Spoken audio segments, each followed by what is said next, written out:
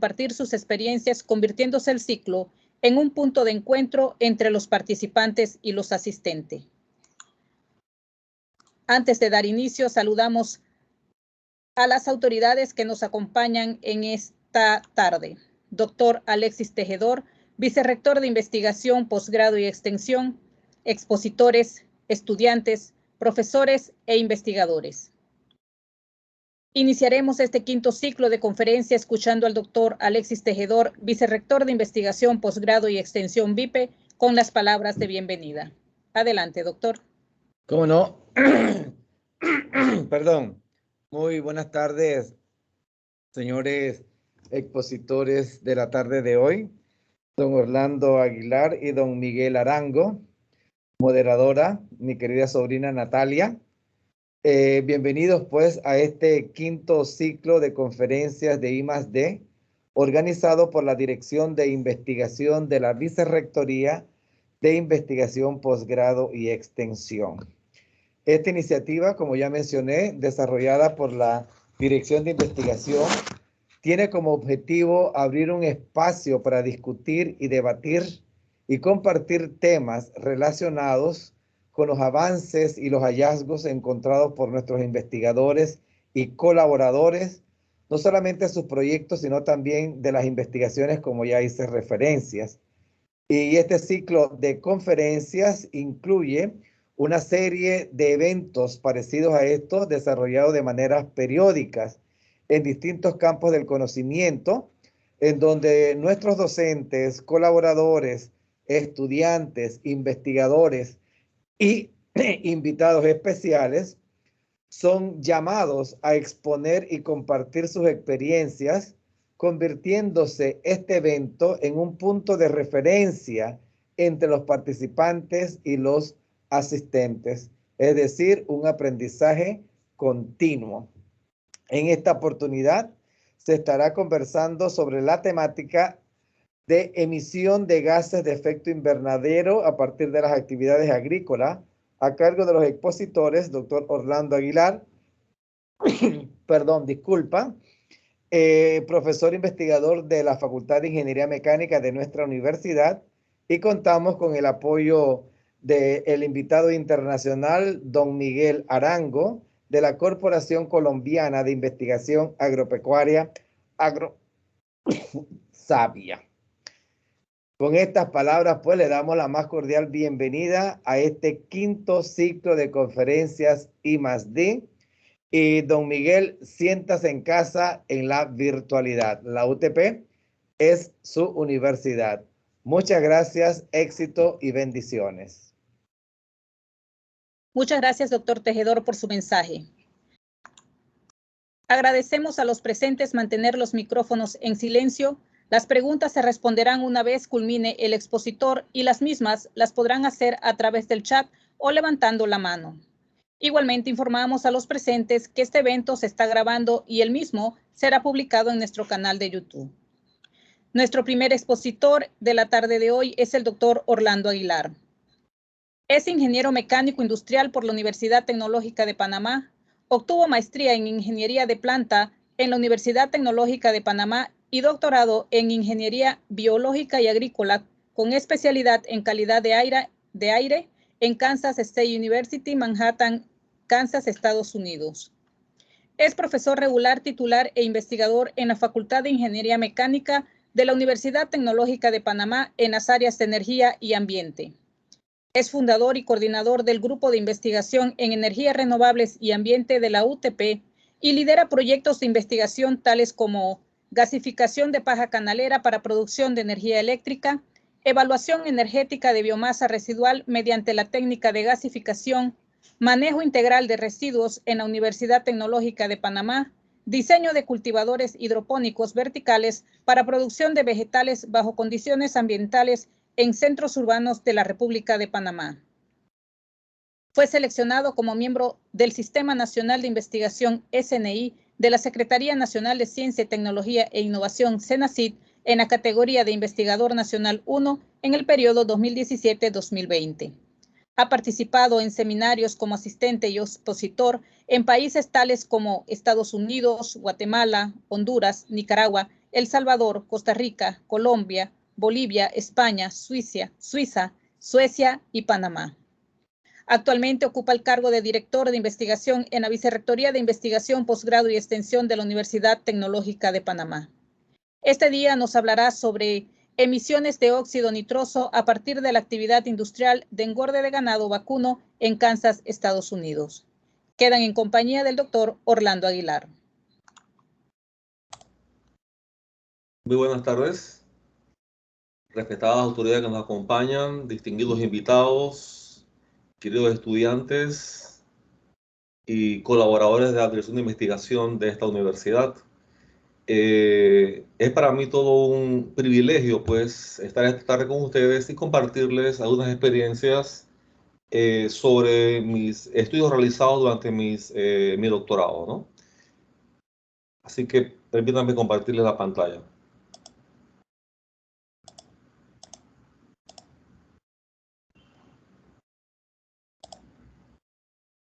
¿Es ya visible para ustedes la pantalla? Sí, doctor. Excelente. Como le decía antes, la idea de esta presentación surgió dado que habíamos sometido un proyecto de investigación tratando de un poco implementar aquellas investigaciones realizadas en Estados Unidos acá en nuestro país, pero en el área agrícola, ¿no? No necesariamente lo que yo hice, un poco más lo que hizo nuestro colega, el doctor Miguel, que nos acompaña desde Colombia. Sin embargo, el proyecto entonces nos ha notificado que no ha sido clasificado este año. Así que esta propuesta era en base a este proyecto para presentarlo a la comunidad y como inicio de trabajo. Así que entonces voy a hablarles sobre emisiones de óxido nitroso a partir de la actividad de engorde de ganado vacuno en Kansas, USA. Me gusta iniciar con esta lámina, dado que soy convencido de que la educación es, como dice aquí, la llave para abrir la puerta dorada hacia la libertad y hacia todo lo bueno que pueda venir, hacia el triunfo, hacia el éxito, hacia la superación.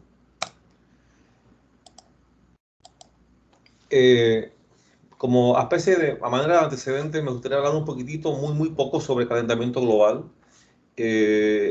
Ocurre que las actividades antropogénicas, tales como la combustión de combustibles fósiles, tanto en la industria como en el transporte, así como el desarrollo industrial e incluso actividades agrícolas, han incrementado la concentración de gases de efecto invernadero, entre ellos los principales, dióxido de carbono, metano y óxido nitroso.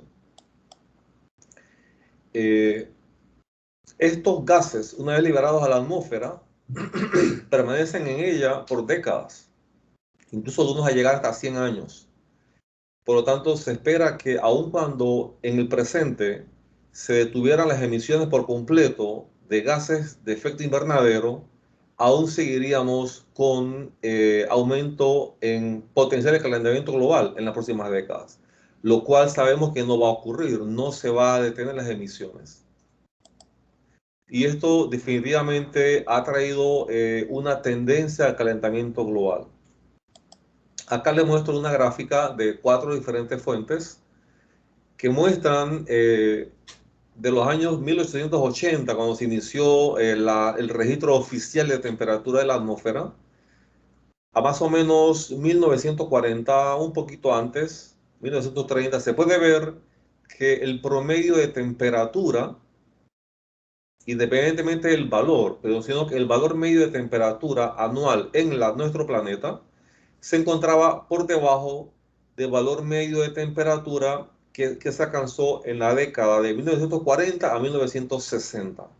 Como pueden ustedes ver, apreciar en este intervalo de tiempo, se mantuvo bastante constante un nuevo valor de temperatura media global, el cual era más o menos 0.4 grados más caliente que la temperatura media global en los años previos. Pero ocurre que el año 1960 en adelante, entonces ha ocurrido un incremento de temperatura que no se ha estabilizado como ocurrió en el incremento anterior entre el 40 y el 60-70. Este incremento sostenido de temperatura alcanza ya en el año 2020, ha alcanzado más o menos entre 1 y 1.2 grados Celsius por arriba del valor medio que se tenía en los años 40 al 70. Esto sin duda levantó todas las alarmas, pero no se ha logrado nada, porque ocurre que el año 2019 ha sido declarado como el año más cálido en los registros de temperatura del aire desde 1880.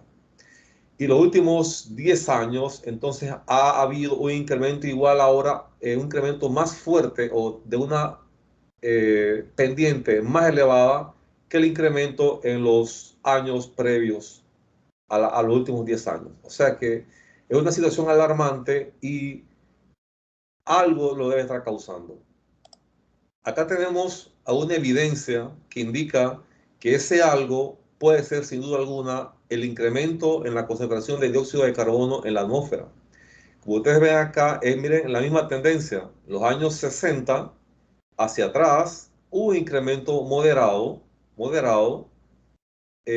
pasó los 300 ppm. Sin embargo, de los años 60 a la fecha, hemos alcanzado prácticamente un 50% de incremento del valor que existía en la época preindustrial.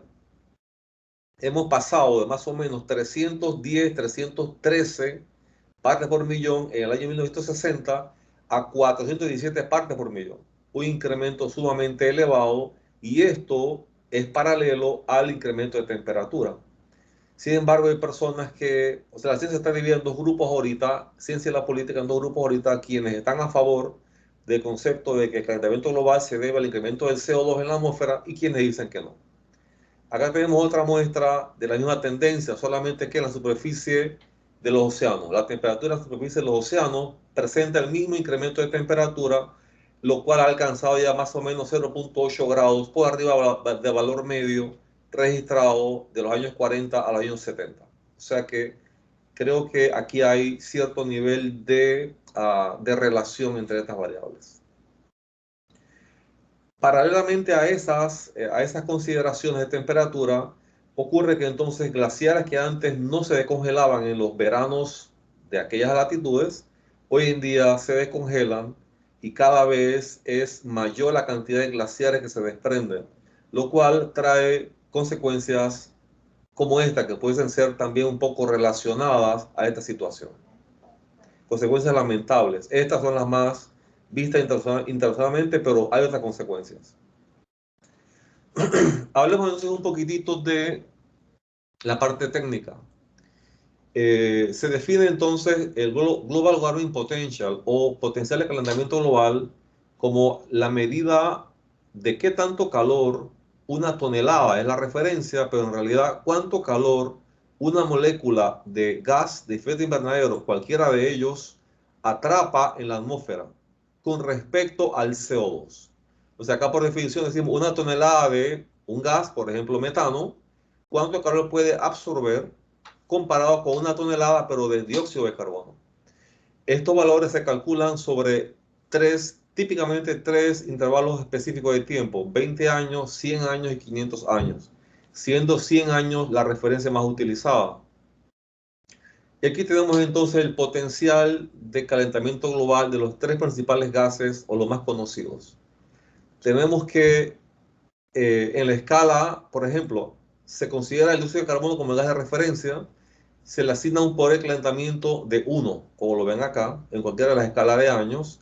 El metano, vamos a hablar de la escala de 100 años, se le asocia un valor de calentamiento global de 25. Significa esto que es capaz de obtener 25 veces más calor de la atmósfera que una molécula de dióxido de carbono. Ahora miren el caso óxido nitroso, o N2O, casi 300 veces poder de calentamiento global mayor que el dióxido de carbono. Sin embargo, es bastante desconocido el óxido nitroso. Ustedes no ven en los medios de comunicación, en los periódicos, salvo en las revistas científicas, pero en otros medios ustedes no van a ver a la gente, no van a escuchar a la gente ni a verlas hablando de óxido nitroso. Todo el mundo habla de carbono. Sin embargo, ¿y eso se debe a qué? A que aun cuando es casi 300 veces más poder de calentamiento global una molécula de N2O, que la molécula de dióxido de carbono existe en mucha menor concentración en la atmósfera. De ahí la gran diferencia. Aquí algunas estadísticas sobre las emisiones debido a los humanos de estos gases. Hablamos del CO2, N2O y el metano. Como pueden observar acá, la parte rosada esta representa el dióxido de carbono por un total de 76% aproximadamente allá en el 2007. Y esto estaba compuesto por principalmente CO2 debido al uso de combustibles fósiles, tanto en la industria automotriz o el transporte automotriz, como en la industria, como en las termoeléctricas. El consumo de combustible fósil, principalmente carbón, búnker en este caso, y pasan también diésel y combustibles otros como gasolina más refinados. Otro porcentaje, casi 3%, se debe a otras actividades y 17% se debe a la deforestación y a la descomposición de esa biomasa correspondiente, totalizando más o menos 76.7%, mientras que el metano solo alcanza el 14% y el óxido nitroso cerca del 8%, dejando un 1% para los gases fluorados. Al 2020, revisando estas estadísticas nuevamente, el dióxido de carbono se mantiene más o menos muy cercano, 75% de la concentración global, de las emisiones globales, perdón. Metano, 17%, ha subido un poquito. Óxido nitroso, 6.2%, ha bajado un poquito. Y los otros gases fluorados, 2.1%, se ha doblado. Pero en términos generales se mantiene la misma relación. 3/4 partes del total es CO2. De ahí que es el gas de referencia. ¿Quiénes lo emiten? Ok, la industria, toda la industria de chimenea e incluso los vehículos, en cuanto al CO2, son los principales emisores. Tanto es así que cuando usted ajusta la combustión de un vehículo a combustión interna, un vehículo a gasolina o diésel, cuando usted quiere que el vehículo sea más eficiente, que esté a punto, es cuando más alto tiene el CO2. Entonces, de ahí la referencia. El CO2 va relacionado con la eficiencia energética de un motor, por ende, es uno de los gases más altamente emitidos en la industria y en el transporte automotriz. El metano, sin embargo, se origina también en la industria, como vemos acá, pero también se origina en la agricultura, que es el caso que tenemos hoy, sobre todo en aquellos tipos de cultivos que trabajan inundados permanentemente en una época de su crecimiento. En adición, el metano también se produce en grandes cantidades en la producción de carne. En este caso, ganado vacuno se produce por dos principales vías. La vía de la digestión, ¿sí? Pero una no tan conocida, la vía de la descomposición de esa materia orgánica depositada por los animales en el suelo, que fue el caso de nuestros estudios doctorales. Y por último, el óxido nitroso se produce exclusivamente en la parte antropogénica por la agricultura, no necesariamente inundada, como en el caso del maíz, por ejemplo, que no es inundado, produce también N2O, y también la descomposición del suelo, de la materia orgánica del suelo, produce N2O. En el caso que nos compete en este momento es el cultivo de ganado vacuno o producción de ganado vacuno. Es una actividad que contribuye de manera significante con la economía de los países productores y las comunidades típicamente involucradas en esta actividad.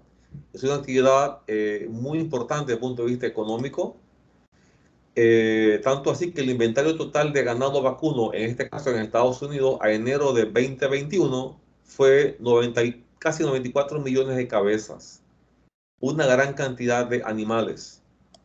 Y ellos, el 3/4 parte de esa cantidad, se concentran en básicamente 4 estados de Estados Unidos. Perdón. Texas, Nebraska, Kansas y Colorado, como vemos en esta lámina. Nuestro estudio fue realizado entonces en Kansas, el estado de Kansas. Cuando hicimos nuestro estudio en aquel entonces, las cifras indicaban que eran, en lugar de 94 millones, las cifras indicaban 100 millones de cabezas en aquel entonces, en el año 2011. Esta es una actividad que además de ser importante, altamente impactante en la economía de manera positiva, tiene un impacto negativo y es en la calidad del aire. Y no solo en la calidad del aire, afecta también negativamente el suelo y agua a través de la emisión de varios contaminantes. En otro caso vamos a hablar de gas de efecto invernadero, entonces solo en nuestro estudio, pero aparte de eso, olores, material particulado, compuestos orgánicos volátiles y amoníaco. Esto produce un riesgo potencial a la salud de las personas que están expuestas a estos contaminantes. Y lo peor de todo es que estos procesos de emisión no son del todo conocidos aún en la industria. De esto es lo que hablo. Acá estuve yo trabajando muchas veces. Como pueden ustedes observar, aquellos que no conocen la actividad, imaginen ustedes una barriada, pero construida con cuadras. Las cuadras tienen calles de los dos lados, de los cuatro lados son exactamente una barriada, solamente que en lugar de casas son corrales como lo ven allí. Cada corral aproximadamente de 1000 metros cuadrados o un poco menos, tiene alrededor de 200 cabezas de animales en crecimiento y diferentes etapas de desarrollo, quienes se dedican todo el día a comer, a hacer sus necesidades y a divertirse saltando, trotando y jugando en las horas de calor. Como ven esa nube de polvo allá atrás, al fondo, esto se produce todos los días después de las 5 de la tarde en estos corrales, esas nubes de polvo que van a dar a las ciudades vecinas en la dirección del viento. Entonces, esta es una actividad altamente impactante. Lo que ustedes ven acá, no ven una pizca de grama, ven, es un suelo y ese suelo es estiércol compactado. Básicamente estiércol compactado. Objetivo de la investigación. Pues básicamente en aquella investigación tuvimos una gran cantidad de objetivos. Vamos a ver hoy solamente el primero de ellos, que es medición de las emisiones superficiales de óxido nitroso en una industria ganadera a gran escala en base a las características físico-químicas de la superficie de los corrales y condiciones ambientales. Tenemos otros objetivos, como decíamos antes, no lo vamos a tocar en esta charla, sería un poco larga. Procedimientos involucrados. En primer lugar, este estudio se hizo haciendo uso de lo que se llama Static Flow Chambers, que lo traduciremos como caras estáticas de muestreo, para gases provenientes del suelo. Estas cámaras fueron construidas por nosotros e implementadas, luego veremos cómo son. Estas cámaras se usaban para colectar básicamente muestra de gas que se desprende del suelo. Esos gases eran colectados y llevados a un laboratorio para su análisis de la concentración de óxido nitroso al principio, y luego trabajamos con óxido nitroso, dióxido de carbono y metano con otro equipo. Principalmente nuestro método de análisis era a través de cromatografía de gases, como se describe aquí. Aquí están las especificaciones del cromatógrafo, incluyendo las columnas y los sensores y los medidores. Paralelamente, entonces, tomábamos de cada cámara de muestreo, después de la jornada de medición, que era de 4 días consecutivos, tomábamos núcleos de muestra del suelo dentro y fuera de las cámaras. Esos núcleos se analizaban por pH, amonio, nitrato, nitrógeno, carbono total, entre otras propiedades. El contenido volumétrico de agua del suelo también se midió. Se medía el contenido de humedad del suelo y se medía la temperatura del suelo y del aire, del suelo y del aire dentro de las cámaras y fuera de las cámaras como una referencia. Esto entre otras variables medidas en el campo. Una vez contábamos con esta concentración de gases, me gustaría entonces aclarar pues que el procedimiento que utilizábamos consistía en tomar al menos 3 muestras de gas de la parte superior de la cámara. Veremos luego cómo era. Esas 3 muestras, la idea era definir una curva entre ellas, y dentro de la parte recta de la curva, entonces tomábamos el incremento de concentración y trabajábamos con eso. Eso es lo que es el delta C, delta T. La ecuación para determinar el flujo de gas es la que aparece aquí, en donde simplemente es el volumen de la cámara, volumen encerrado por la cámara, el área del suelo encerrada por la cámara, multiplicada por el cambio de concentración de los contaminantes con respecto al tiempo de muestreo.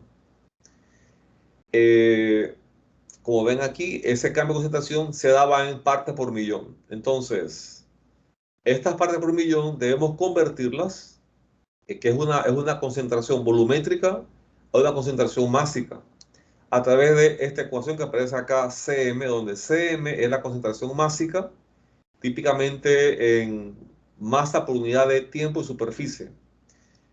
Hacemos uso de esta ecuación que está basada en la ley de gas ideal para transformarlas entonces la unidad de ppm en unidad de masa por unidad de tiempo y superficie.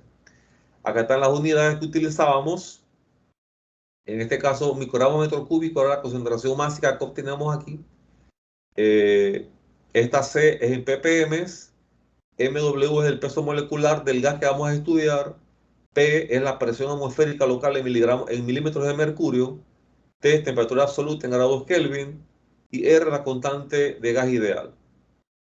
Combinando estas dos ecuaciones, la del flujo y la de la transformación de unidades de emisión, obtenemos entonces la ecuación que estamos acá resaltando, ya mucho más grande, que es la ecuación que íbamos a utilizar para nuestra definición de las emisiones de gases del suelo.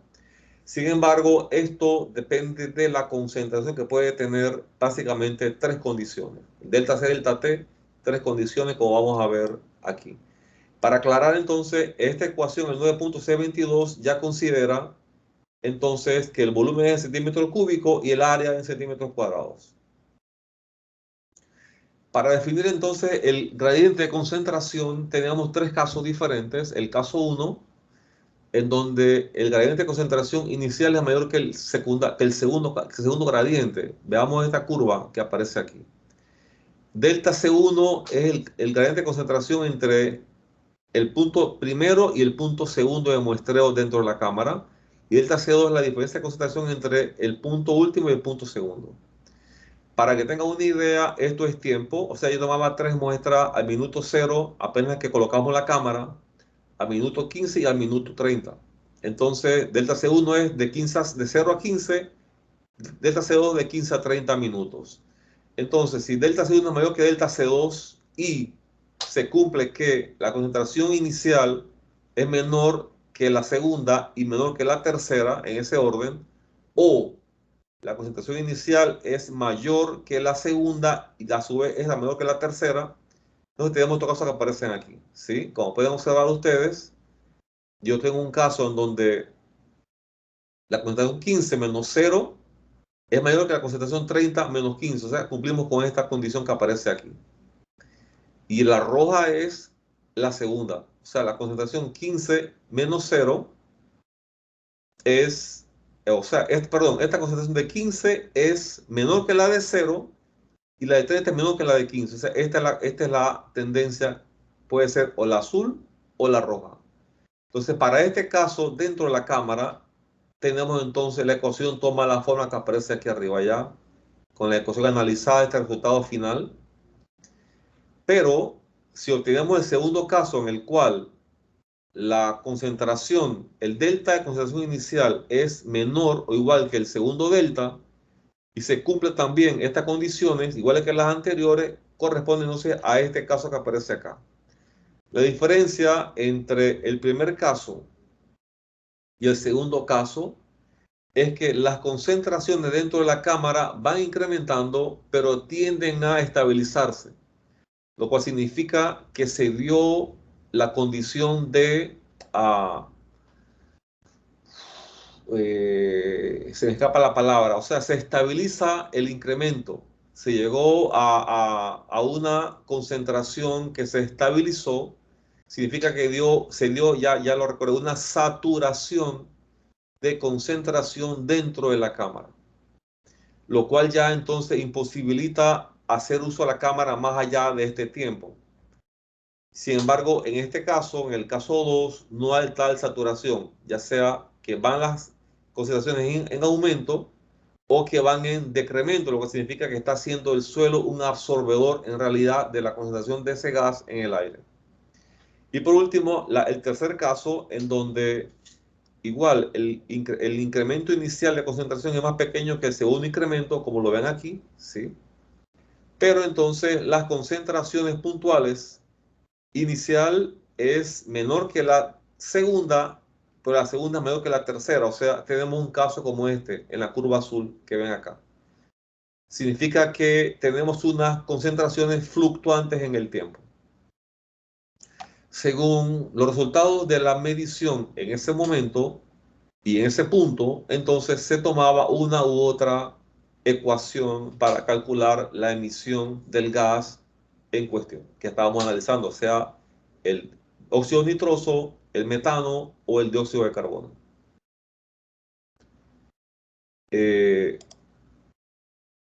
Entonces, los pasos para la investigación. El primer paso pues, es construir las cámaras. Las cámaras, en este caso, las construimos cilíndricas. Pueden ser cuadradas, rectangulares. En este caso fue cilíndrica porque tenemos material disponible. Se construyeron de PVC, un material que fuese inerte tanto al gas como al suelo y a las condiciones físico-químicas del suelo. Debido a que los corrales están altamente compactados, que ni siquiera un clavo entra con facilidad con un martillo, se doblan. Entonces tuvimos que hacerle un bisel a la cámara en su parte interior para colocarle un anillo de acero inoxidable de calibre grueso, el cual hiciera las veces de cuchilla, con el cual podíamos perforar el suelo, impactando la cámara en su parte superior, para que se insertara en el suelo al menos 3 a 5 centímetros la cámara. En este caso nada más entraba el suelo la parte metálica que sobresalía aquí prácticamente 2 pulgadas. Eso en cuanto a este anillo. Posteriormente entonces había que construir la tapa de la cámara, la cual se construyó en este caso de un material un plástico que es básicamente una cubierta de las tuberías de PVC para transporte a largas distancias y para almacenamiento. Estas tapas se consiguieron en el mercado, a las cuales le instalamos un pequeño blower, un micro blower, cuyo flujo máximo de aire era tal que permitiera el movimiento de todo el volumen de gas dentro de la cámara de 3 a 4 veces durante el periodo de medición sin perturbar el suelo. Era un flujo sumamente calibrado para que no afectara la superficie del suelo, que pudiese entonces perturbarla, aumentando la emisión de esos gases. A su vez teníamos entonces medidores de temperatura de aire y de suelo dentro de la cámara. Teníamos el puerto de medición donde íbamos a insertar una jeringa con una aguja y tomar la muestra de gas. Y teníamos un ecualizador de presión donde se calcula la longitud de esta tubería en base a su diámetro para evitar que por fricción tengamos una entrada o salida de aire o de gases dentro o fuera de la cámara, solamente para que haya una ecualización de la presión atmosférica dentro y fuera de la cámara. Acá están 6 cámaras, construimos 10. Estábamos acá haciéndole el análisis y balance de las mismas para verificar el nivel de error asociado a la operación de las mismas. Para esto entonces inyectábamos diferentes volúmenes de concentración conocida, precisa de óxido nitroso. Se inyectaban las concentraciones y se esperaban las medidas 0, 15 y 30 minutos para tomar las muestras, como ven aquí, a través de esta septa que aparece aquí, y de estas jeringas con agujas, como ven acá. Se tomaban las muestras en 0, en 15 y en 30 minutos. Se colocaban estos viales, los cuales deben ser previamente lavados y evacuados totalmente al vacío. Y estas muestras son transportadas al laboratorio para análisis por cromatografía. Con eso se calculó el nivel de error de la medición en campo de estas cámaras. El segundo paso, muestreo de medición. Para el muestreo de medición, el primer paso fue definir entonces el tiempo de medición que íbamos a tomar. Para esto debemos tomar, empezando, 3 medidas. Deben ser a tiempo exacto entre las medidas. Por ejemplo, yo puedo tomar medidas a 0, 5 y 10 minutos. Como lo ven acá, aquí yo tengo ya 3 medidas y yo puedo calcular pendiente. Puedo tomarlas a 0, 10 y 20 minutos. o a 0, 15 y 30 minutos, o a 0, 30 y 60 minutos, o como ustedes quieran. Sin embargo, no es tanto como se quiera, porque hay que tomarlo en el espacio de tiempo en el cual ese tipo de suelo, con sus condiciones actuales, generaría curvas de medición lineales. Como ven acá, después de 1 hora de medición, ese día de muestreo, ya empezamos a ver saturación. Se ve acá en el minuto 55, al 60 ya cayó la medición. Entonces ya aquí tenemos una curva que denota saturación. Por ende, esto nos indicaba que podíamos medir en los corrales los primeros 30 minutos, o los primeros 15 minutos, o los primeros 10 minutos. Así que decidimos tomar lectura a los primeros 30 minutos, que nos daba tiempo de colocar varias cámaras en un corral e irlas midiendo de manera alternativa una con la otra dentro de los 30 minutos de la muestra, de la prueba. Entonces, se observa que la primera, para los 30 minutos tenemos un factor de un R-square de 0.99, lo cual es indicativo de una excelente correlación lineal. Y acá está entonces más o menos el suelo y las cámaras, como se hacía la medición en campo. Esto es lo que les hablaba antes. Esto es más o menos la industria. Como ven aquí hacia el fondo, tenemos una cantidad en paralelo de corrales. Esto es una calle, esto es otra calle, esto es otra calle, y de este lado de la calle tenemos una especie de canales que son hechos con alcantarillas de media caña a todo lo largo, donde pasan los camiones 2 veces al día, con estos brazos como los que entregan concreto, como los concreteros, exactamente los mismos. Van mezclando la comida, que son recetas especiales según la edad del animal, y la van entonces entregando aquí a lo largo de los corrales. Así que esa es más o menos la actividad de la que hablamos. Importante indicar que en esta finca teníamos 30.000 cabezas de ganado en aproximadamente 59 hectáreas de terreno, incluyendo los corrales, los edificios administrativos, los edificios de mantenimiento, los edificios de preparación de alimentos, las superficies utilizadas para almacenamiento de granos, de pasto, o sea, todo el sistema, prácticamente al menos una cuarta parte se ocupaba del terreno, se ocupaba en la parte administrativa, tal vez más, y el resto era para corrales. Esto nos indica, si ustedes sacan su matemática, 30.000 cabezas de ganado, digamos en 40 hectáreas, sale a una cantidad de animales por hectárea muy, muy grande comparada con la cantidad de animales por hectárea en nuestro estilo de cultivo en Panamá. Creo que suele ser más o menos de 2 a 4 animales por hectárea. Los expertos del IDIAP nos lo podrán hacer, nos podrán informar la información, pero es más o menos de 2 a 4 animales por hectárea. Acá teníamos, tal vez, si dimos 30.000 entre 40, vamos a sacar la cifra, muchísimo más. Para el muestreo en campo, aprendimos después de mucha observación, aprendimos que y encontramos a través de investigación preliminar, pudimos identificar que en los corrales habían 4 diferentes condiciones de suelo, las cuales definimos como húmedo lodoso, la número 1 que ven acá. Es un suelo bastante, digamos, húmedo, sin ser líquido. La segunda condición, seco suelto, la que ven acá, es la que genera polvo. Tercera condición, seco compactado, es tan duro que parece roca. Y la cuarta condición, inundado, acá, líquido. Eso puede ser agua, puede ser orina, puede ser diferentes cosas.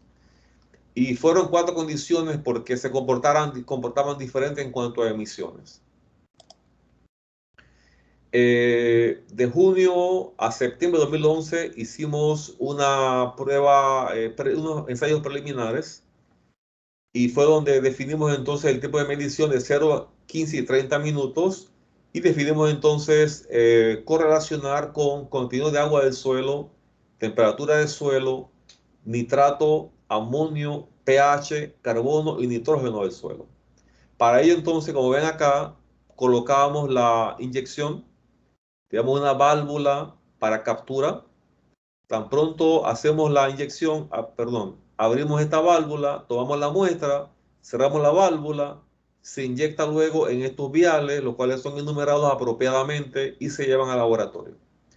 Acá pueden ver las dos mediciones de temperatura que iban entonces a un data logger que está dentro de esta bolsita que aparece aquí. En esta ocasión estaba haciendo otro experimento en el cual tomábamos también una medida, acá a través de esta manguerita, que se conduce a un aparato que es un medidor de gases por infrarrojo, pero se trae de regreso nuevamente aquí a la cámara para evitar una pérdida de masa o de volumen del contaminante. Y esto luego hicimos comparaciones entre este método que no se ha usado para este tipo de mediciones y el método tradicional que es el que estábamos trabajando nosotros en la tesis. Acá pues ven a Orlando Aguilar con una cantidad de espectadores interesados en lo que ocurría allí. Ven la cámara instalada, una de las cámaras instaladas. Esta es la condición de suelo seco compactado. Y acá estamos también trabajando en otra ocasión, como les mencionaba antes, ¿sí? Dentro del vehículo que usábamos allá, aparece entonces que vamos hacia el equipo que está acá adentro y luego regresa la muestra hacia el tanque nuevamente. Hicimos luego comparaciones de estas dos técnicas de medición en campo. Resultados. Bueno, pudiésemos simplemente indicar que el principal resultado de este objetivo fue el poder reportar que la condición de suelo húmeda que aparece acá tenía valores medios de emisión de 7.2 miligramos por metro cuadrado hora de óxido nitroso, de N2O. Mientras que las otras tres condiciones estaban muy bajas. O sea, como pueden ver acá, esta letrita A y esta B indican que estas tres no son significativamente diferentes, pero que a su vez las tres son significativamente diferentes con la condición 1. Entonces, este número frío no nos dice mucho. Sin embargo, debo decirle que este número es aproximadamente de 20 a 40 veces mayor que los valores reportados en la literatura para actividades agrícolas, sobre todo de cultivo de granos o de producción de otros animales. Y esto era desconocido. De hecho, se consideraba que los corrales de engorde de ganado eran altamente emisores de metano y no de óxido nitroso. Así que eso fue uno de los aportes importantes de esa investigación en ese sentido, y con picos que eran 20 veces mayores que las mediciones picos detectadas o reportadas por la agricultura. Acá lo vemos de manera gráfica. Tenemos acá entonces más o menos el que le hablaba, el número 7 miligramos por metro cuadrado hora de N2O, lo cual fue, corrijo, 40 veces más grande que las mediciones de estas otras superficies y a su vez entonces 20 veces mayor, como dije antes, que los reportes de la industria de la agricultura. Acá tratamos de correlacionarlo, fue muy difícil correlacionar esas emisiones con las variables cuantificadas en la experimentación.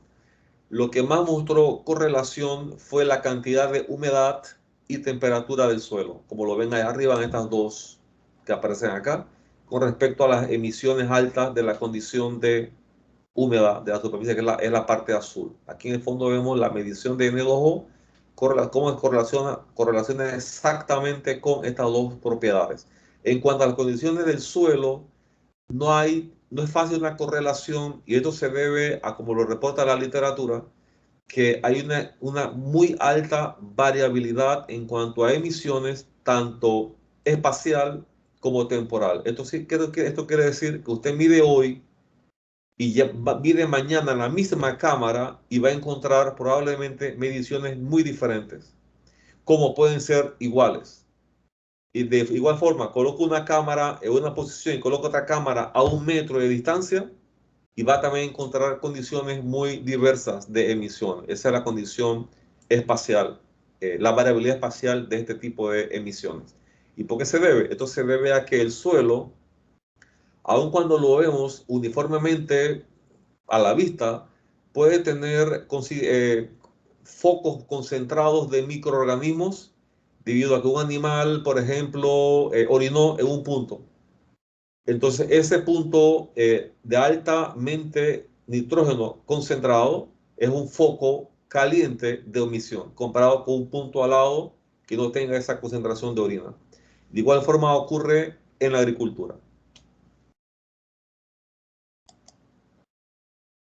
Resultados comparados con otros estudios previos, como decíamos antes, acá el promedio fue 7.2 con picos de 28.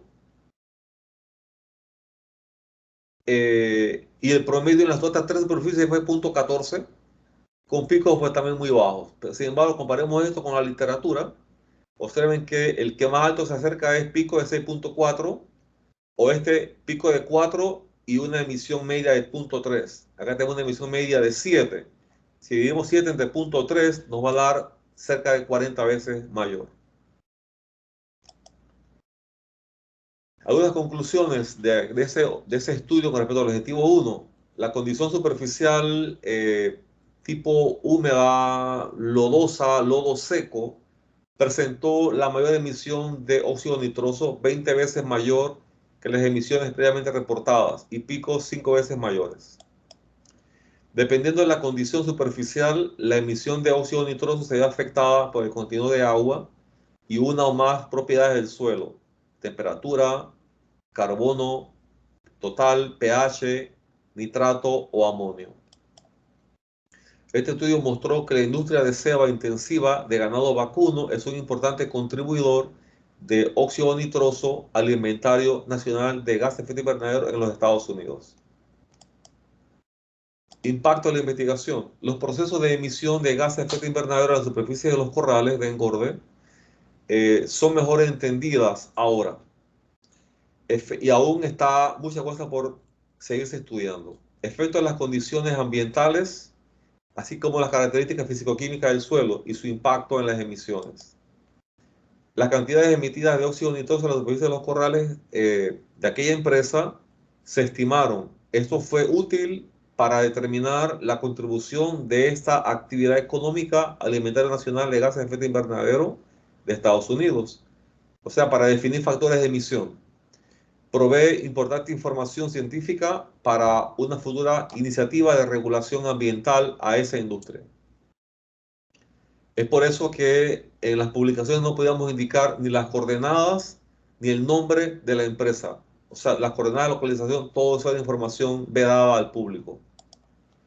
El comportamiento de las emisiones de CO2, metano y óxido nitroso en la superficie de los corrales después de un evento de lluvia o riego es ahora conocido. Esto en realidad fue otro de los objetivos de la tesis.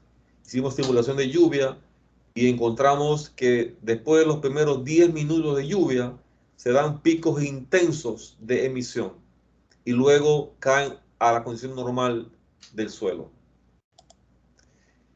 Medidas de control potencialmente efectivas en la minimización de las emisiones de estos gases a la industria del engorde intensivo de ganado fueron identificadas. Este fue otro de los objetivos de la investigación. Recomendaciones. Estas aplican también para Panamá, pero proporciones guardadas. La emisión de óxido nitroso del suelo de los corrales fue medida. Existe también la necesidad de cuantificar las emisiones de otras fuentes presentes en el campo. Metodologías de estimación de emisiones deben ser desarrolladas para predecir las emisiones totales de gases de efecto invernadero. Debe medirse la actividad de nitrificación y denitrificación, el potencial redox, y deben caracterizarse las poblaciones de microorganismos en el suelo bajo diferentes condiciones superficiales y meteorológicas. Esto no lo pudimos nosotros realizar, escapaba a nuestro alcance en el laboratorio. Investigación del laboratorio indicó el potencial del biocarbón en la reducción de las emisiones de gases de efecto invernadero en los corrales. Mediciones de campo deben ser conducidas para evaluar su efectividad a escala real. Bueno, con esto termino la rápida presentación que traté de hacerla y no pasarme el tiempo, así que quedo a su disposición para responder alguna pregunta o inquietud de su parte. Muchas gracias. Muchas gracias a usted, doctor Aguilar, por su participación. Y tenemos una pregunta de la ingeniera Karina García. Pregunta, ¿cree que pudo haber variado los resultados de haber utilizado cámaras claras y no oscuras? Sí, muy buena pregunta, Karina, gracias. En realidad, si ustedes observaron, las tapas eran negras y se le colocaba una cubierta de aluminio. ¿Por qué? Porque tenemos que reflejar el calor. Queremos que se mantenga lo más natural posible. Si yo coloco cámaras transparentes, de hecho no lo hicimos, pero de nuestro análisis, al colocar cámaras transparentes, vamos a estar entonces introduciendo y produciendo un efecto de invernadero dentro de la cámara. Para mediciones cortas, por ejemplo de 10 minutos, yo creo que no habría ninguna diferencia.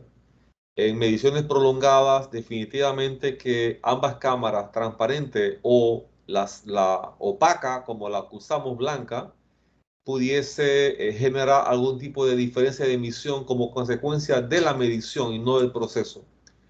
Eso sí requeriría mayor investigación, pero en el caso de lo que nosotros hicimos, tratábamos de que los rayos incidentes del sol fueran rechazados para evitar la acumulación interna de calor en la cámara. Y como teníamos unas cámaras de un material bien grueso, prácticamente era 1 centímetro de espesor esas cámaras, teníamos en mente que no había diferencia o no había acumulación de calor dentro de la cámara. De hecho, así lo indicaban las temperaturas. No sé si eso responde a la inquietud. Ok, tenemos otra pregunta del ingeniero Fossati. Él pregunta, Panamá tiene 1.5 millones de cabezas de ganado. ¿Qué raza de animal era y si puede haber variación con otras razas? Definitivamente que la raza impacta en las emisiones, pero sobre todo las emisiones de metano por digestión. La raza que se usaban allá, o este ganado negro, ¿alguien sabe el nombre de este ganado negro que se usa mucho en recetas de comida? Tiene un corte especial con el nombre del ganado. Se me escapa ahorita. Pero en realidad el principal ganado era ese que ven negro. Se me escapa el nombre en este momento, me disculpa por eso. Pero también habían otras razas. ¿Perdón? La ingeniera Karina dice que si es Angus. Angus, correcto. Angus. Exactamente, Angus. Ese ganado era el que mayormente existía allí, pero también teníamos otras variedades, otras razas. Pero para mí el mayor impacto en el estudio actual, porque recuerden que yo no medí metano digestivo, sino metano por descomposición microbiana del suelo, de material orgánico en el suelo. En este experimento más tiene impacto la dieta del animal que el animal en sí mismo. Las dietas son, y se estudian mucho en Estados Unidos, se estudian al detalle porque ellos buscan la eficiencia de transformación de esa dieta en carne, en proteína. Entonces, esas dietas están muy científicamente estudiadas y de hecho están también ya estudiando dietas que minimicen la emisión de gases, de contaminantes. Así que para mí en realidad el efecto sería la dieta más que la variedad del animal. Ahora, Panamá tiene 1.5 millones de cabezas, me dice, repartidas en un montón de hectáreas. Allá habían 100 millones en Estados Unidos, no sé en cuántas hectáreas, pero sí les hablo de que en más o menos 40 hectáreas había 30.000. Una finca cercana a los 3 minutos tenía 25.000 y otra a más o menos 30 minutos tenía 25.000. Entonces, es tanta la concentración de animales allí que las emisiones del suelo son inmensas. De hecho, producen tanta materia orgánica que allá se cosecha el estiércol 3 veces al año con estos equipos que se usan para cortar y hacer carreteras y los camiones de volquete al lado. básicamente rebajan la altura del suelo un pie y medio paralelo al suelo. Eso es estiércol compactado. Y ese estiércol compactado, porque de hecho yo tomé muestras para otro de los estudios que hacíamos, y ese estiércol que parecía el suelo, parecía tierra, lo tomas, lo secamos. El doctor Artuyen, que nos acompaña hoy acá, me acompañó en un experimento y fue transformar esa muestra de suelo, que era estiércol, a través de gasificación en gas. Entonces generamos gas combustible, que aquí, creo que aquí tengo una, aquí lo tenemos, aquí lo pueden ver. Este es gasificador que usó Arthur. Este que está aquí es la mano de Arthur. Y acá tenemos el flujo de gas que hemos transformado a partir de esto que vemos acá, que es el estiércol seco. Acá tenemos las cámaras, están usándolas para proteger que no se levante la capa que hay aquí abajo. Y ese gas luego fue quemado, encendido, perdón, y miren la llama. O sea que no hay duda de que eso es estiércol compactado. Entonces, aquí en Panamá no existe, hasta donde yo entiendo, ni una sola empresa con este estilo de producción de carne. Hay pequeños intentos, creo que hay uno en Chiriquí, no sé si también en Azuero, pero pequeñito, o sea, no llega a una hectárea y tendrá 100 cabezas de ganado. O sea, no compite todavía. Y a nuestro estilo de cultivo de ganado, entonces el impacto no va a ser tan significativo, dado que tenemos una hectárea de suelo para 4 animales o 5 animales, lo que sean, entre 2 y 8. Creo que ahí no me equivoco. Comparado con allá, donde una hectárea puede estar alojando prácticamente 2.000 animales. No sé si eso aclara las preguntas o hablé de más. ¿Otra pregunta? Sí, la ingeniera Gloria pregunta, ¿qué tipo de suelo es el recomendado para el estudio o un estudio? Bueno, Gloria, lo que te puedo decir es que para colocar estos corrales hay que hacer todo un tratamiento al suelo y se le coloca básicamente arcilla y se compacta, porque lo que se busca es que tengamos una capa de como impermeable para que esa contaminación cuando llueve no permee hacia el subsuelo y no afecte los cuerpos de agua subterráneos. Lo que se busca es que el agua entonces escurra y vaya a dar a lugares de tratamiento. Así que si hablamos de suelo, yo te diría cualquier suelo que se tenga, pero con un sello de arcilla en la parte superior compactado. El resto que veíamos ahí no era suelo, era estiércol de ganado seco, como lo ven allá en la lámina que presentaba antes. Aquí en esta lámina. Esto es muestra de ese suelo de un corral. Ok, muchas gracias. ¿Alguna otra consulta? Bueno, aquí Jun Chan, no sé si es una consulta o es un comentario, dice, dependiendo del área de la República, la composición del suelo es diferente. ¿Ya? Sí, ya eso sería. Sí, claro, que es una opinión, sí, claro, el suelo es diferente en función de a dónde vayamos. Suelo puede ser analizado por un laboratorio y definirnos verticalmente su composición y expresar taxativamente el tipo de suelo que es, de eso no hay duda. Lo que se busca es que no tengamos contaminación de los niveles freáticos con esta actividad. Por eso le decía lo de la capa de arcilla para producir un sello y se compacta. Así es. Muchas gracias, doctor Orlando, por su exposición. Agradecemos habernos acompañado en este quinto ciclo de conferencias. Y en este momento vamos a seguir con nuestras presentaciones. Siguiendo con nuestra agenda del día, corresponde presentar en estos momentos a nuestro segundo conferencista, el doctor Miguel Andrés Arango Argot.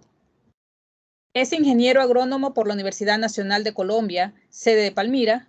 Obtuvo una maestría en suelos en la Universidad de Puerto Rico, Mayagüez, y doctorado en suelo con énfasis en ciencias ambientales en Kansas State University, Manhattan, Kansas, Estados Unidos.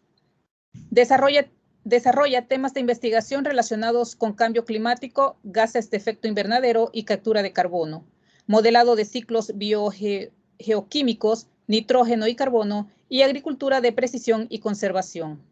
Actualmente ocupa el cargo de investigador en la Corporación Colombiana de Investigación Agropecuaria Agrosavia, Centro de Investigación La Libertad, Villavicencio, Colombia. Este día nos hablará sobre la influencia de los sistemas agrícolas en las emisiones de gases de efecto invernadero en los llanos orientales de Colombia. Con ustedes el doctor Arango. Buenas tardes, muchas gracias por la introducción y muchas gracias también al profesor Orlando, a la Dirección de Investigación y Vicerrectoría de Posgrados y Extensión por esta invitación a presentarles un tema bastante importante pues relacionado al cambio climático, ¿no? Que es el tema de emisiones de gases de efecto invernadero. Voy a compartir mi pantalla. Por favor, me cuentan si es posible, si se mira. Sí, ya se ve, mira. Listo, muchas gracias. Sí, entonces, les haré la presentación de este tema que hemos desarrollado acá en la Corporación Colombiana de Investigación Agropecuaria de Colombia. Hemos estado desarrollando estos temas en algunos sistemas productivos, tanto cultivos anuales como el maíz, la soya, y como en el tema de ganadería, en el caso de los pastos, ¿no? La influencia que tienen estos sistemas agropecuarios en las emisiones de gases de efecto invernadero. Antes que nada, pues quisiera hacer una localización, comentarles de dónde estamos localizados. Este es el país Colombia, ustedes son nuestros vecinos.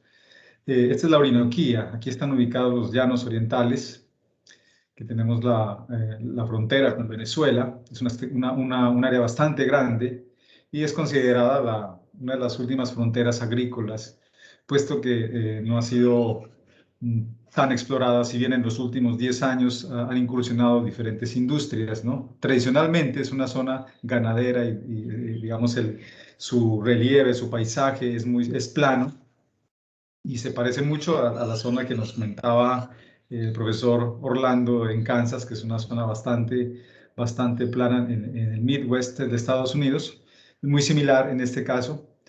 La región comprende esta zona de los llanos, la altillanura plana, alrededor de 7 millones de hectáreas. Perdón, la altillanura plana, alrededor de 4.2 millones de hectáreas. Hay una zona disectada, que es un área con pequeños lomeríos, que llamamos nosotros, que se dedica más a la conservación, ¿no? Bosques de conservación, y alrededor de 7 millones de hectáreas. Una zona inundable, porque es una región de alta precipitación, localizada al norte de la Orinoquía, que es alrededor de 6 millones de hectáreas, y la zona de piedemonte, cercano a la cordillera de los Andes, a la cordillera oriental, también con alrededor de 3.7 millones de hectáreas. Es una región muy diversa en términos agrícolas, donde pues, la producción va desde frutales de clima medio, clima cálido, también hay producción de café, el tema de la producción ganadera, que es bastante amplio, la producción de cultivos anuales como pues, el arroz, el maíz, la soya, y también unas vastas áreas de conservación bastante grandes.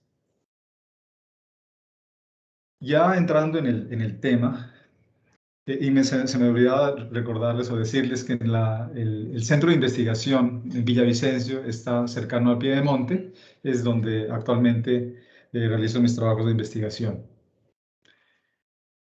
Con respecto al tema de emisiones, como ya lo mencionaba el profesor Orlando, pues hay una problemática bastante importante en el caso, por ejemplo, de óxido nitroso, ¿no? Si observamos el incremento dramático en los últimos años sobre este gas, y la pregunta es, bueno, ¿por qué hay ese incremento? Ya lo ha comentado el profesor, pero el uso de fertilizantes es uno de las razones, ¿no?, principales para ese incremento de emisiones de la agricultura, pasando de un uso global aproximado de 10 teragramos a nivel global a un uso de nitrógeno aproximado de 100 teragramos. En Colombia, este es un dato de los últimos 5 años, el consumo de nitrógeno para agricultura está alrededor de 0.8 teragramos.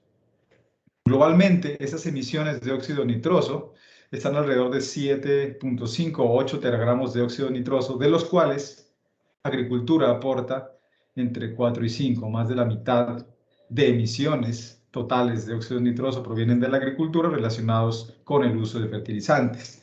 De esas emisiones en la agricultura, el 70% provienen de cultivos y el 30% de la producción ganadera.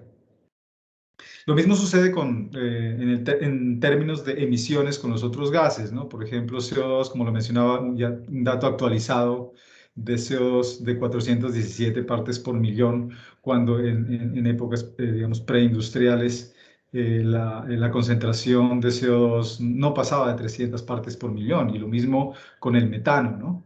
Concentraciones de 800 partes por billón, y ahora encontramos actualmente una concentración cercana a las 1800 partes por billón de metano.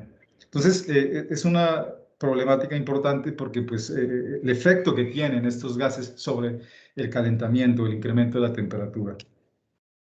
Ahora, ¿cuál es la importancia también de estudiar en agricultura, ¿no?, estas emisiones, y cómo lo podemos relacionar con otro tipo de propiedades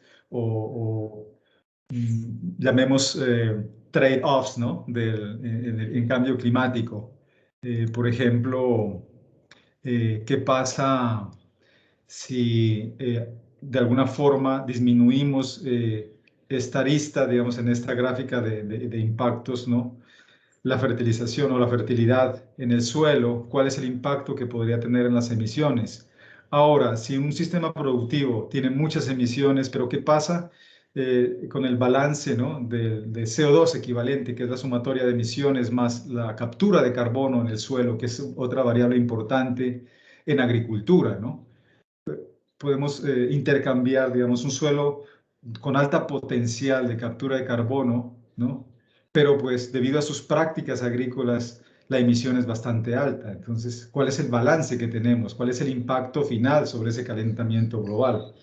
Y todas esas prácticas, ¿cómo nos afectan otros componentes, ¿no?, que también están ligados de cierta forma? La biodiversidad, ¿no?, del paisaje, o el tema del agua, las funciones hídricas, que también se relacionan, como lo mencionaba el profesor, una relación directa entre precipitación y emisión. O sea, son variables que hay que tener en cuenta cuando estamos estudiando el tema de emisiones de gases de efecto invernadero. Y aquí un poco ilustrando, digamos, en agricultura los procesos de producción de estos gases de efecto invernadero, ¿no?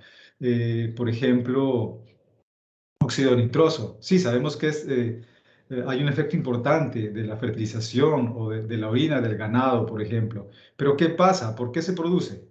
Una de las razones fundamentales son los microorganismos, ¿no? Los hotspots, los puntos calientes. La fertilización genera un punto caliente, la orina del ganado genera un punto caliente, un hotspot de emisiones.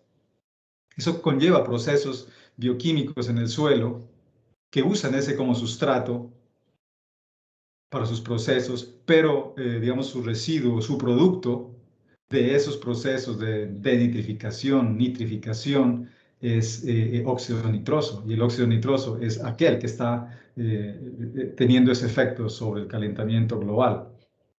También la descomposición de material vegetal, de la materia orgánica en el suelo, también tiene digamos, ese efecto, porque hace un aporte, digamos, de nitrógeno orgánico, y mediante esos procesos bioquímicos se transforma a óxido nitroso.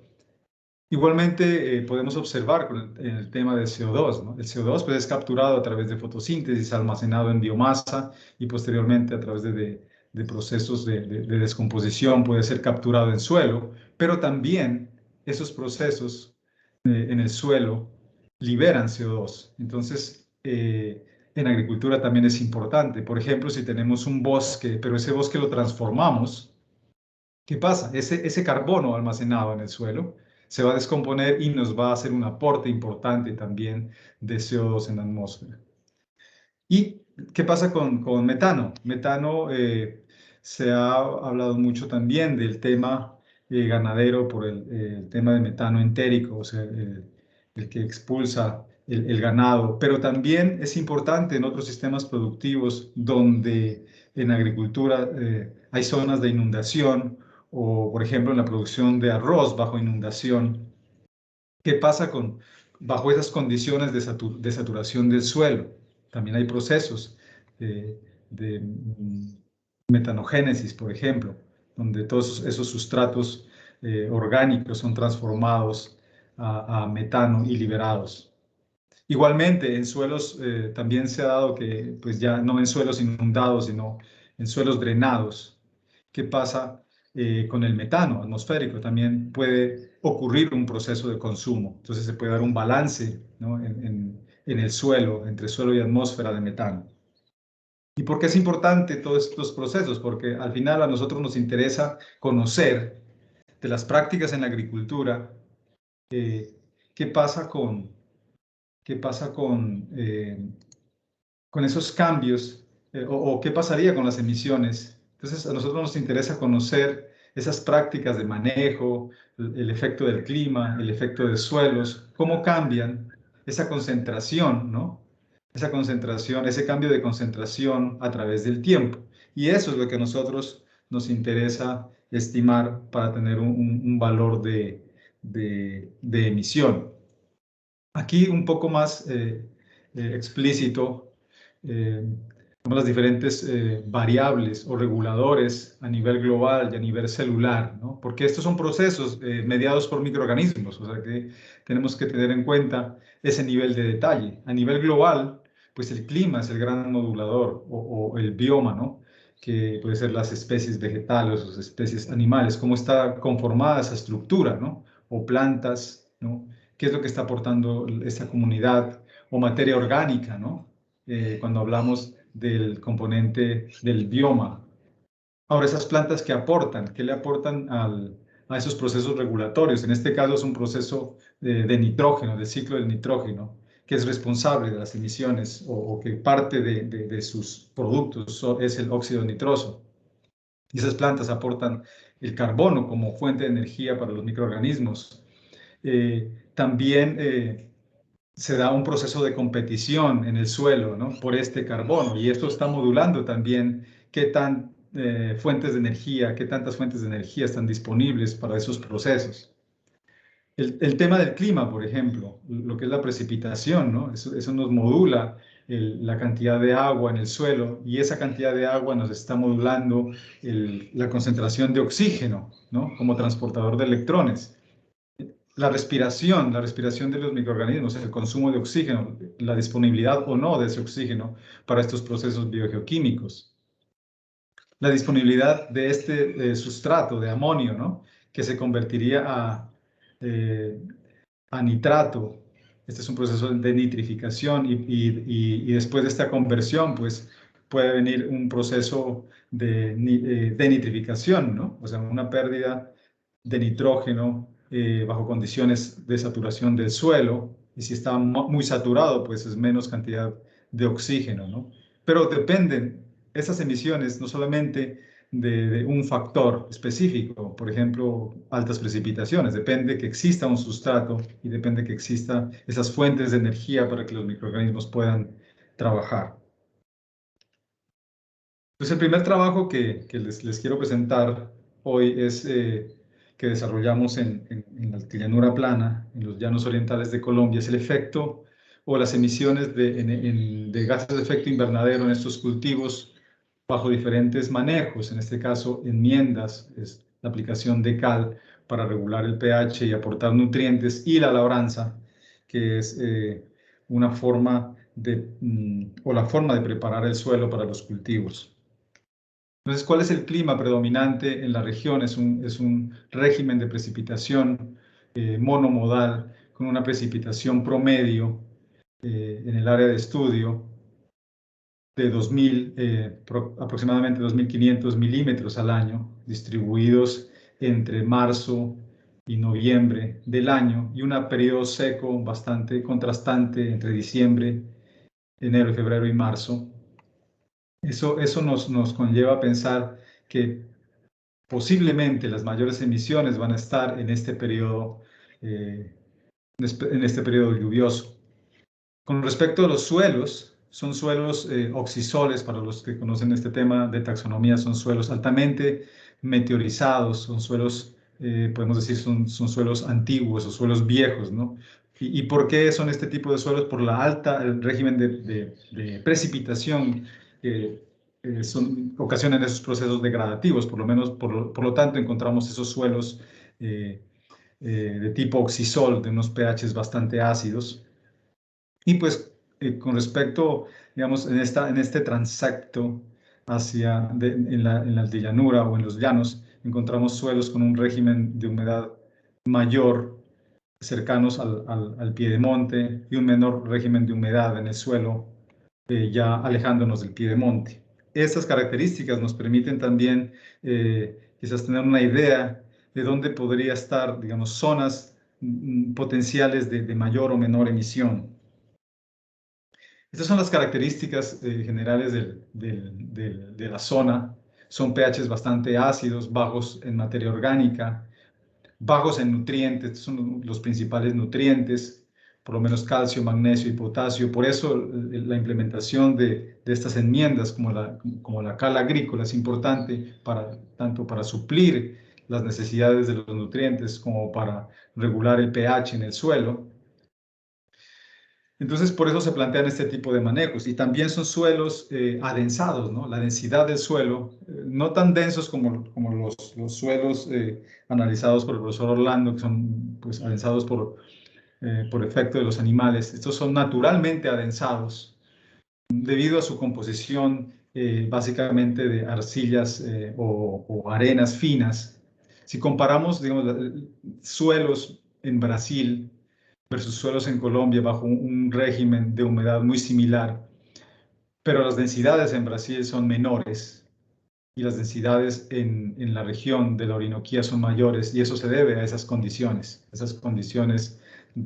físicas, ¿no? de tipos de arena y arcilla.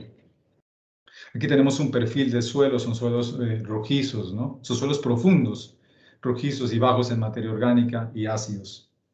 Esto también explica el por qué la investigación en esta zona se ha enfocado en el tema de enmiendas, en el tema de preparación de suelo bajo diferentes mecanismos, como lo veremos más adelante. Este experimento se desarrolló en la altillanura, en los llanos orientales, y es un experimento que nos permitía evaluar diferentes tipos de labranza y diferentes aplicaciones de enmienda, en este caso de cal. Las labranzas son en disco de 26 pulgadas, cincel y vertedera, lo que nos permite incorporar a mayor profundidad la cal, que es una enmienda que nos permite tener nutrientes en el suelo a 2 dosis, 3 y 6. Uno de los objetivos es mirar cómo la producción o durante cuánto tiempo nos permite tener esos nutrientes cuando uno hace la aplicación iniciando el periodo de cultivo. Aquí unas fotografías del experimento y los diferentes tratamientos a través de los años, donde hacemos rotación de cultivos anuales, ¿no? Y nos enfocamos específicamente en estos años 2014, donde hicimos las mediciones de gases de efecto invernadero en cultivos anuales como rotación maíz-soya, caña azucarera y un control que es la sabana nativa. La metodología, pues una metodología usando cámaras estáticas, muy similares a las presentadas anteriormente, y un muestreo manual de aire dentro de la cámara, lo que nos permite tener un set de muestreos a través del tiempo, un set de muestras, perdón. También tomamos variables importantes que necesitamos, tanto para el cálculo del flujo como para la relación posterior, como son las temperaturas dentro de la cámara y temperaturas en el suelo, la humedad del suelo, contenidos de nitrógeno inorgánico como nitratos y amonios, Luego, estos análisis o estas muestras son analizadas con la cromatografía de gases, que es una técnica convencional. Tomamos 4 muestras de suelo y lo convertimos a masa a través de esta ecuación de gases ideales. Con estas 4 muestras de aire, hacemos el cálculo del flujo, que como lo explicaba el profesor, puede ser de una forma lineal, pero al tener 4 muestras, pues nos permite también mirar si esa tendencia a la no linealidad se puede estimar. Entonces, una vez calculado el flujo, procedemos a hacer un cálculo pues, qué tanto cambian, ¿no? Qué tanto cambia las emisiones de un sistema productivo a otro, o de un manejo de labranza a otro manejo de labranza.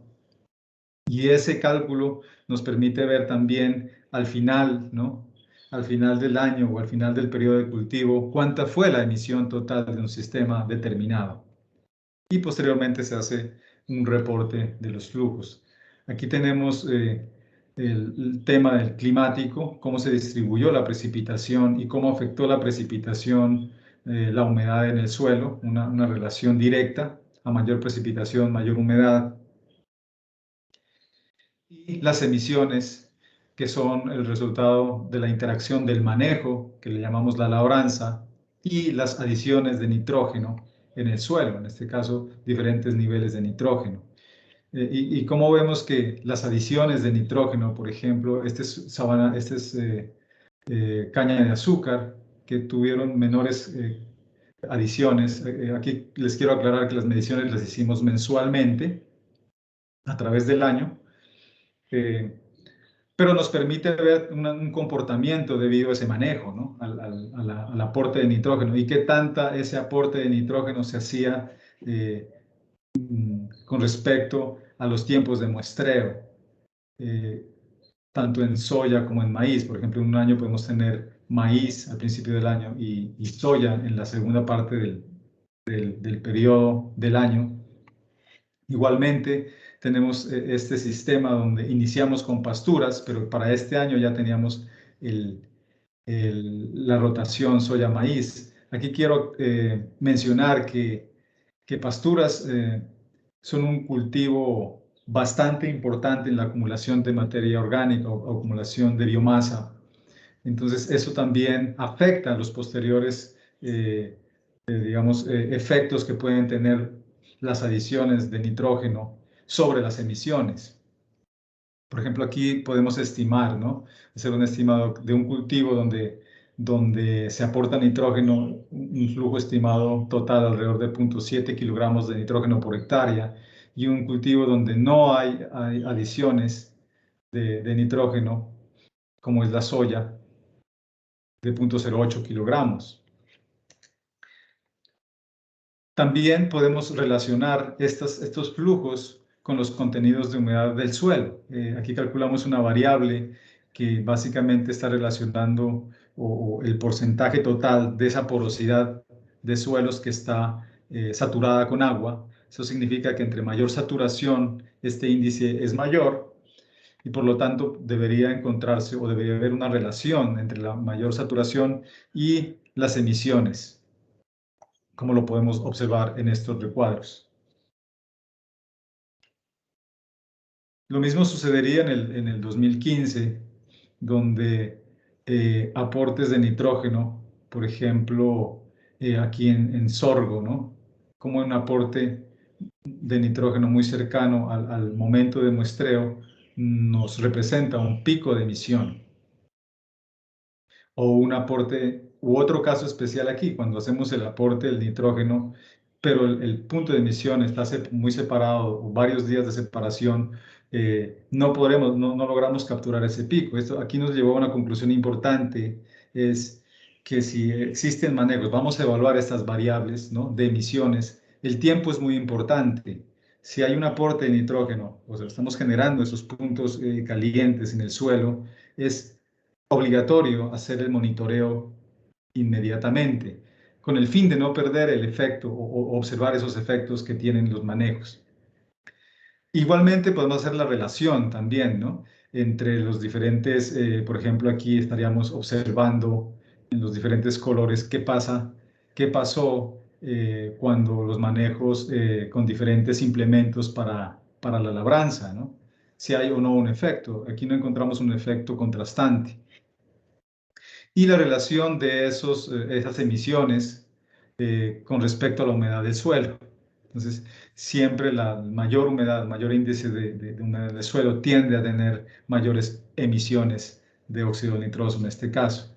Igualmente, pues quisiera puntualizar también que la variación en el suelo de las emisiones es bastante alta, por lo tanto es importante, ¿no? Incrementar la frecuencia de medición para poder capturar o poder determinar esas diferencias que pueden existir con respecto a los manejos en agricultura. Con respecto a CO2, no hubo muchas diferencias, no se encontraron diferencias, o sea, no hubo un efecto de manejo ni de sistema productivo, pero sí una relación, un efecto del tiempo, puesto que, digamos, el tiempo el tiempo modula, ¿no? El tema de precipitación o el tema climático en general. No 2 años son iguales, su distribución de precipitación difieren y esa diferencia ocasiona que también el comportamiento de las emisiones, si bien en magnitud no cambien, pero sí en temporalidad, sin afectar digamos, la emisión en cada uno de los sistemas productivos. No hay una diferencia contrastante en términos de CO2. Y en términos de metano, igualmente, como son suelos, estos son suelos bien drenados, no son suelos saturados, todas las mediciones, la mayoría de mediciones estuvieron alrededor de cero. No hubo diferencias, exceptuando donde había bastante variabilidad, pero en la mayoría de los casos no había diferencias con respecto a cero de las emisiones de metano, y su tendencia era más hacer emisiones negativas o como le llamamos los uptakes o absorciones de metano y no emisiones. No encontramos una relación muy clara entre las emisiones y, en este caso, un índice que es la precipitación acumulada. Si podíamos encontrar una relación entre las emisiones que observamos versus esa precipitación.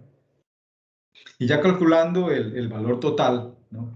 Hacemos una integración trapezoidal de esos diferentes puntos y pues con el fin de poder comparar, ¿no? Los sistemas productivos, o sea, si el sistema de caña de azúcar está emitiendo más o la rotación de maíz con soya o la rotación o el sistema que tenía pasturas en un inicio y luego seguía la rotación, que es este color azul. Entonces, ¿qué pasaba en estos sistemas? En este año, por ejemplo, 2014, no había diferencias contrastantes, si bien este sistema de rotación de cultivos, donde había precedido la pastura, pues encontrábamos ligeramente mayores emisiones en 2014, pero en 2015 sí observamos la misma tendencia, pero el valor acumulado era mucho mayor. Entonces la pregunta es, bueno, ¿qué pudo haber pasado aquí si estamos hablando del mismo sistema? Y entonces aquí viene otro factor, ¿no? El factor adicional, que es, aparte del manejo, es el clima. Con respecto al CO2, como les comentaba, no había diferencias significativas entre los sistemas productivos, pero sí diferencias entre los periodos, ¿no? El periodo 2014 versus el periodo 2015. En tema de metano, en general, todos los sistemas en sus valores acumulados tienden a ser sistemas que pueden quizás ser sumideros, ¿no? de metano, potencialmente sumideros menos emisores. Encontramos que probablemente en el caso de caña de azúcar, ser un sistema donde acumula mucha materia orgánica o mucho material orgánico en la superficie, sumado a las altas precipitaciones, pueden explicar por qué encontramos algo de emisión en estos cultivos. Y el segundo estudio es que hicimos, que queríamos saber también en ganado, esa orina del ganado, cómo afecta, ¿no? Las emisiones, esa orina y qué tan cubierto está el suelo de pasto o qué tal es esa cobertura, el porcentaje de cobertura está afectando o no las emisiones y cuál es la interacción con la orina, puesto que sabemos que la concentración de nitrógeno de orina puede ser alto, ¿no? en el ganado. Entonces diseñamos este experimento en uno de los potreros del centro de investigación, donde identificamos una zona de mayor y una zona de menor cobertura. E igualmente, usando la misma técnica de cámaras cerradas, distribuimos diferentes cámaras en un bloque completamente al azar en cada una de las coberturas, donde queríamos observar el control sin nada de adición de orina y dos concentraciones de orina que en diferentes, una como promedio del día y otra orina en la mañana, porque identificamos que la concentración puede ser mayor en la orina de la mañana y podemos comparar dos concentraciones diferenciales de orina. Entonces nos permitiría ver qué pasa con ese nitrógeno que es incorporado en una zona con mayor cobertura de pasturas y una zona de menor cobertura. Entonces, nuevamente, seguimos la misma metodología, el mismo cálculo del experimento anterior. Y una de las variables, los suelos son muy similares, como les comenté, las propiedades físico-químicas, la distribución de la precipitación durante el experimento y un índice de humedad en el suelo bastante elevado también, porque son periodos de precipitación. Y una de las variables en suelos que pues medimos es la concentración de nitrógeno y amonio, que puede ser de nitratos de amonio, que puede ser diferencial, ¿no? Dependiendo de las coberturas, y que es afectado por la entrada de nitrógeno, en este caso debido a la orinación, a los eventos de orina de los animales. Y vemos como que una vez aplicada esa orina, se incrementa esa concentración de nitrógeno inorgánico y a medida que pasan los días, esa concentración empieza a decrecer. Ahora, ¿qué pasa con las emisiones, ¿no? ¿Qué pasa cuando aplicamos ese nitrógeno con óxido nitroso, por ejemplo? Observamos una respuesta inmediata en una de las concentraciones. Tenemos la concentración más elevada, que es C1, y una concentración menor, que es C2. Entonces observamos cómo aumentan esas concentraciones, ¿no? Como respuesta a esa entrada de nitrógeno en uno de los tratamientos. Y debido a que quizás entra un periodo ligeramente seco, ¿no? de unos días, pero nuevamente vuelve a reportarse un pico de emisión en días, ¿no? Estamos hablando probablemente en 10 días, luego de aplicar la orina o el nitrógeno, estamos observando esa respuesta. Y luego posteriormente empieza a decrecer hasta alcanzar valores cercanos a cero. Con CO2 sucede lo mismo, ¿no? Hacemos la aplicación de la orina y hay un efecto inmediato en los tratamientos de orina y no en el control.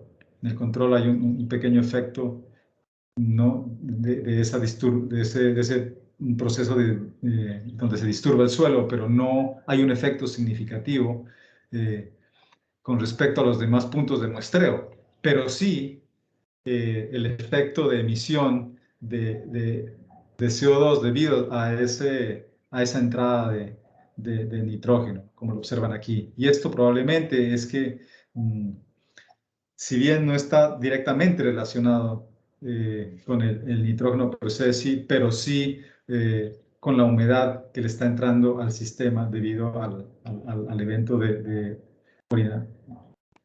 En el caso del metano no observamos, al igual que en los sistemas productivos anteriores, no observamos un efecto de emisión o un efecto de sumidero contrastante. Entonces, no es concluyente ahora poder decir que sí hay o no bajo este sistema, o que la orina está ocasionando una emisión o no de metano en el suelo. Estas líneas horizontales representan el mínimo detectable por este sistema de cromatografía. Por ejemplo, aquí eso quiere decir que estos puntos son estadísticamente iguales a cero, al igual que esta línea representada aquí, o estas líneas que se representan para el tema de óxido nitroso. Entonces, como conclusión de estos diferentes trabajos, pues importante saber que esos manejos agronómicos, ¿no? En este caso fertilización, la humedad, pues básicamente como no estamos hablando de sistemas irrigados, pues es precipitación, son responsables o hay una relación bastante importante con las emisiones de óxido de nitroso. Otro punto importante es que en algunas ocasiones estas emisiones pueden representar quizás más del 1%, ¿no? del nitrógeno total aplicado. El factor de emisión del IPCC para sistemas agrícolas está alrededor de 1%. En este caso, para algunos sistemas puede ser superior. En el caso de CO2, pues el clima es el principal modulador. Encontramos que no hay diferencias entre sistemas productivos o manejos, pero sí el clima, la variación año a año, sí nos puede estar afectando ese cambio en las emisiones. Las bajas emisiones de metano también podrían considerarse cero, ¿no? Quizás necesitamos unos sistemas de monitoreo mucho más precisos para saber si realmente estos suelos están siendo sumideros de metano o no.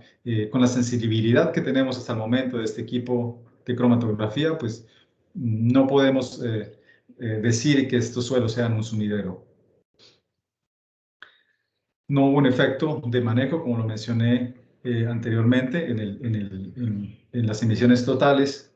Y si es necesario contar con mediciones más ajustadas, en este caso lo podríamos llamar un diseño de monitoreo que no sea tipo calendario, sino un diseño de monitoreo que esté guiado por las prácticas en campo. Y esto ya va a depender digamos, del presupuesto que nosotros tengamos para hacer este tipo de mediciones.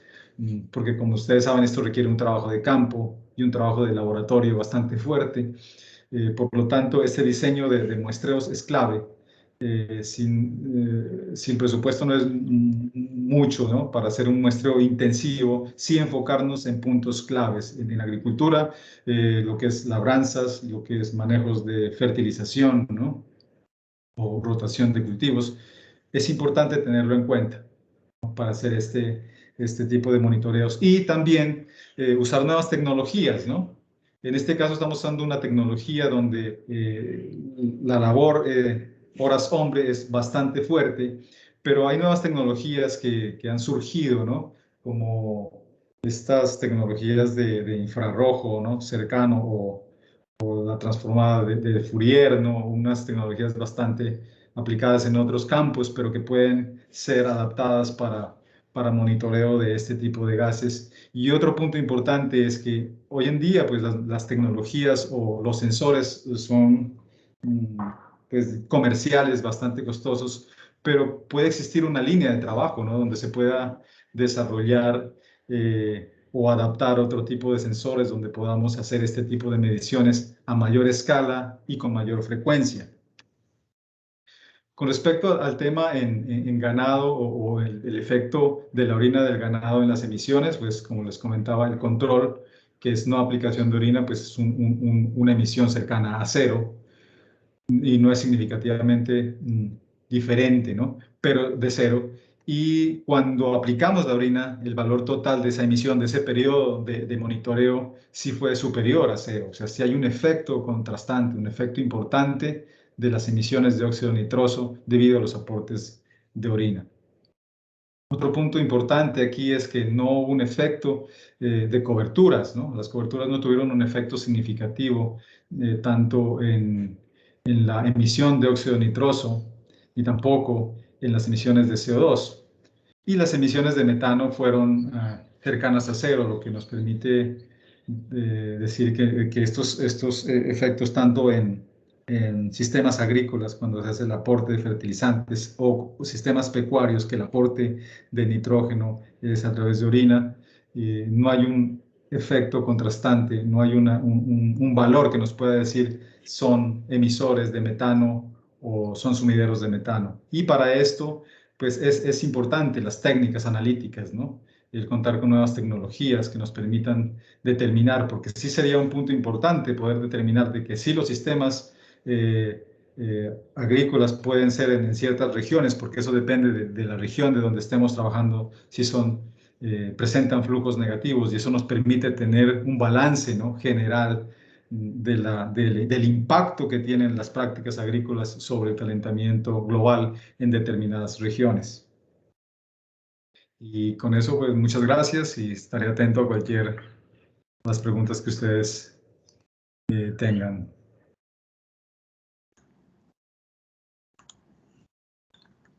Muchas gracias, doctor Arango, por su presentación. Abrimos el espacio para preguntas y respuestas.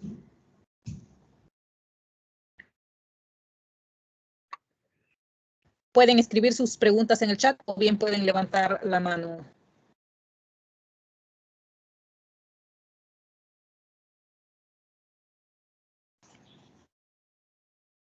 Tenemos una pregunta. El joven Jun Chan consulta: ¿qué compuestos químicos tiene la orina del ganado? ¿Eso depende del tipo de animal o es igual en todos? Nosotros realmente estábamos analizando aquí es nitrógeno ureico, ¿no? Nuestro interés era mirar la concentración de urea que puede tener la orina, ¿no?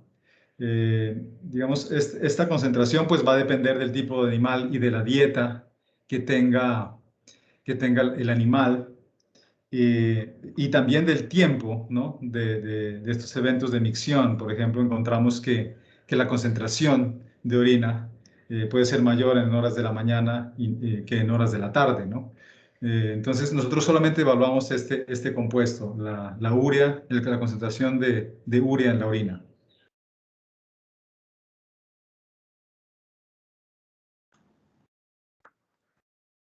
¿Alguna otra pregunta?